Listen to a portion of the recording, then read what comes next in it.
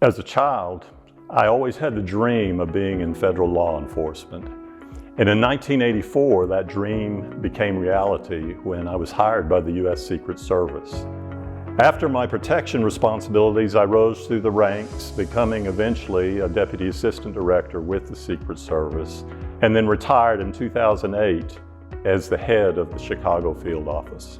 After I retired from the Secret Service, I felt a call on my life to ministry. So I went to work for Billy Graham and Franklin Graham with their organizations.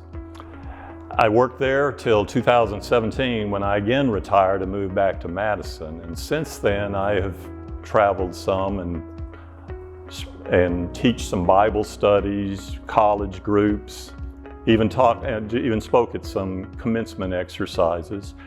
And with these events, I would tell my stories and then I would give them a spiritual application. And I got people beginning to say, hey, these are great stories, why don't you put them in print? But I had no desire to be a writer. And so I never thought about doing it. Then about 18 months ago, I began to think, as a grandfather, I would like for my grandchildren and great-grandchildren to know who I was as a grandfather, what I believed in, and the fact that I had a strong faith. And as I was writing these down, it was just like God just kept feeding me memories that I had not even thought of for years and years. And then He allowed me to put spiritual applications with those stories. The result of my year-long project is this book, Protected: Reflections of a Secret Service Agent. Now, as I was writing this book, things were going along pretty well, and then I began to hear this voice in my head that says, Tim, you're really putting yourself out there. But just think about your peers in the Secret Service, those guys you worked with for 25 years. Think about those young guys that worked for you. These guys will all probably buy this book when they see my name on it. Are they going to snicker a little? Are they going to mock?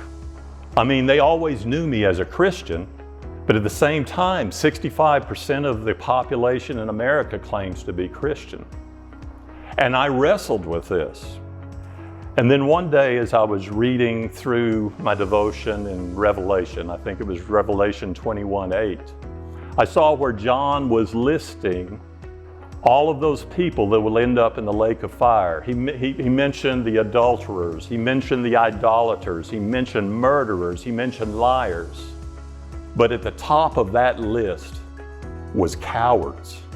I got down on my knees and I just asked forgiveness from the Lord for my cowardice. The fact that I didn't have the courage to tell my story to these people that I'd worked with for 25 years. After that, the writing just flowed. And I had a peace about what I was doing.